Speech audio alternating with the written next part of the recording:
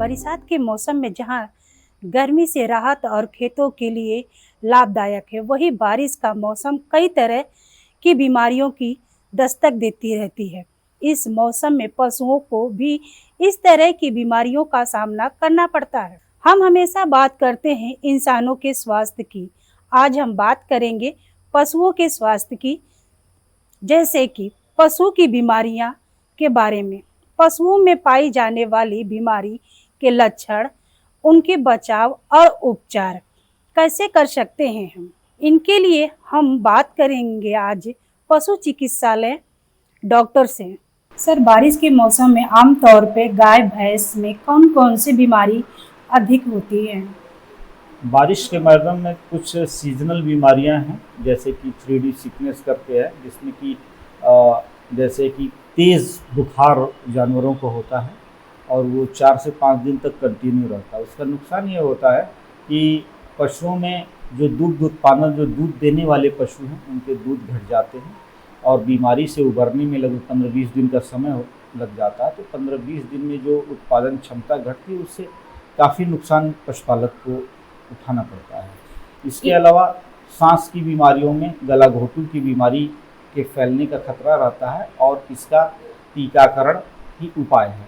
टीकाकरण पशुपालन विभाग द्वारा गला घोटू का इस समय भी किया जा रहा है बारिश के मौसम में। तो पशुपालकों को ये सलाह दी जाती है कि वो अपने पशुओं का टीकाकरण जरूर कराएं गला घोटू का। गीला मौसम, जैसा कि आपने कहा, ये एक मुख्य कारण है।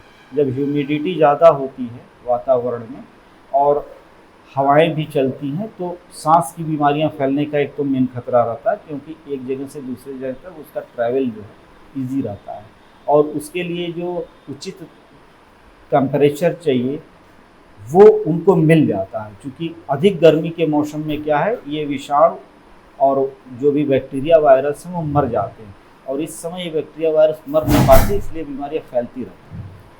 सर, खुरपका की जो शुरुआत होती है पहचान, उसे इसके पहचान कैसे करेंगे लोग? देखिए, बीमारी का नाम ही है खुरपका, मुंह पका, मतलब ये मुंह में भी होगा, खुर में भी होगा। तो सबसे पहले इसकी शुरुआत जो होती है खुर से होती है और किन्हीं किन्हीं पशुओं में मुंह से भी हो जाती है।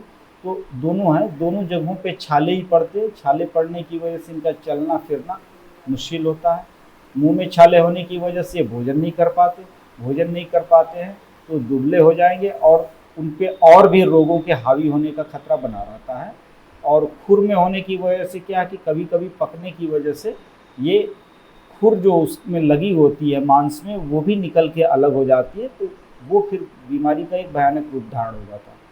पशुपालन विभाग की तरफ से, जैसा मैंने पहले बताया कि HS टीकाकरण, FMD टीकाकरण, ये 2 तरह के टीकाकरण चलाए जा रहे हैं और पशुपालकों को भी जागरूक किया जा रहा है कि चारा और पानी कैसे देना चाहिए और पशुओं का रखरखाव इस बारिश के मौसम में कैसे करें। सर, कोई कैंप लगाया जा रहा है कि या फिर हेल्पलाइन नंबर की कोई इमरजेंसी सेवाएं? इमरजेंसी सेवाएं हमारी 1962 हैं, 1962 मोबाइल वेटनरी यूनिट, जो कि अभी वाराणसी जनपद की बात करें तो 6 मोबाइल वेटनरी यूनिट हमें तैनात हैं। 3 इमरजेंसी में चल रही हैं और 3 OPD में चल रहे हैं। तो किसी भी पशुपालक का अगर कोई समस्या है तो 1962 पे फ़ोन करके वो उनकी मदद ले सकता है।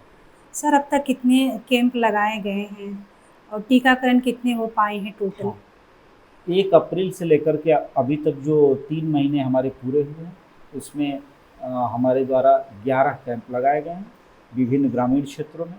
और टीकाकरण, जैसा कि इस समय गला घोंटू का टीकाकरण चल रहा है, तो कुल लगभग 5162 हमने कल तक टीकाकरण यहाँ करवा दिया था इस ब्लॉक में। बाकी आगे आने वाले दिनों में और तेज़ी से कार्य होगा। एंटीबायोटिक दवाओं का भी रोल है, लेकिन सबसे ज़्यादा रोल जो है विटामिन्स का है, क्योंकि उससे जो है घाव के भरने में आसानी रहती है, तो विटामिन का सेवन अवश्य कराएं। बिल्कुल, देखिए, अगर पीछे के सालों में हम जाएं तो काफ़ी पहले ये बीमारियां काफ़ी फैलती थी, लेकिन अब जैसे जैसे टीकाकरण बढ़ता जा रहा है तो बीमारियां काफ़ी कम होती जा रही हैं। जैसे कि पिछले साल की अगर बात करें तो हमारे यहाँ कोई भी ऐसा केस नहीं मिला था जिसमें कि इन दोनों बीमारियों के कोई लक्षण हो, और अभी तक भी नहीं कोई ऐसी रिपोर्टिंग हुई है। बरसात के मौसम में पशुओं को कई बीमारियों का खतरा होता है। इनमें बचाव के लिए विशेष सावधानी बरतना आवश्यक है। खुरपका, मुंहपका जैसी बीमारियों से बचाने के लिए साल में 2 बार टीकाकरण कराना बेहद ज़रूरी है। पशुओं के रहने की जगह को साफ सुथरा रखें और वहाँ पर पानी जमा न होने दें।